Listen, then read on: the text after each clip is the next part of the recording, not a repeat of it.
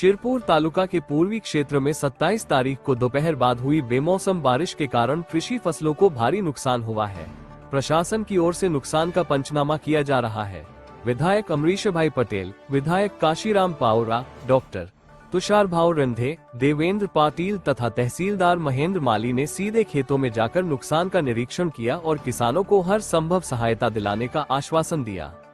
इस संबंध में प्राप्त जानकारी के अनुसार 27 तारीख को दोपहर अचानक और अप्रत्याशित रूप से तालुका के पूर्वी भाग के थाटनेर, अजनाड, सावेर, बबठास, तरडी, होठनांथे, भाटपुरा सहित अनेक गांवों के परिसर में तेज हवाओं के साथ ओलावृष्टि हुई।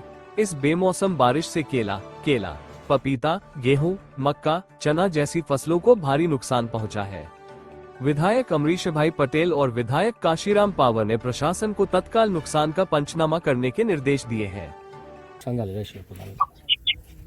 काल 4-5 वाजेच्या सुमारास संध्याकाळी तारीख 27 तारखेला अचानक शिरपूर तालुक्यामध्ये गारपीट, वादळीचा वारा असा सुरुवात झाली आणि शिरपूर तालुक्याचे जे शेतकरी आहे त्याचे फार मोठ्या प्रमाणात नुकसान झालेलं आहे। मी आता त्या शेतकऱ्यांजवळच उभा आहे, शेतामध्ये उभा आहे। तर बघितल्यानंतर असं वाटतं आहे की माणूस राहिला असता तर वाचला नसता, अशी घटना झालेली आहे। एक आयशर गाडी पपईची भरलेली होती, ती असे सोसायटीच्या वादळाने भरलेली गाडी पलटी झाली आणि त्याच्यामध्ये ते भरणारे मजूर सुद्धा जखमी झालेला आहे, काय सिरियस झालेला आहे असं आम्हाला माहिती मिळालेली आहे।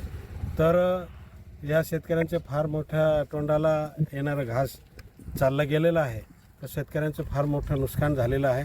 त्याच्यामध्ये केळी असेल, पपई असेल, गहू असेल, हरभरा असेल, आणखी जे काही पीक असेल ते फार मोठ्या प्रमाणात नुकसान झालेलं आहे।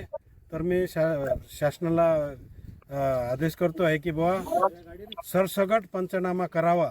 शेतकऱ्यांचे जे काही नुकसान झालेलं आहे ते सरसगट पंचनामा करून शेतकऱ्यांना जास्तीत जास्त भरपाई शासनाकडून मिळावी या दृष्टिकोनातून आपल्याला पंचनामे करायचे आहे आणि आम्ही शासनाला प्रयत्न करणार आहे की शेतकऱ्यांना जास्तीत जास्त भरपाई मिळाली पाहिजे।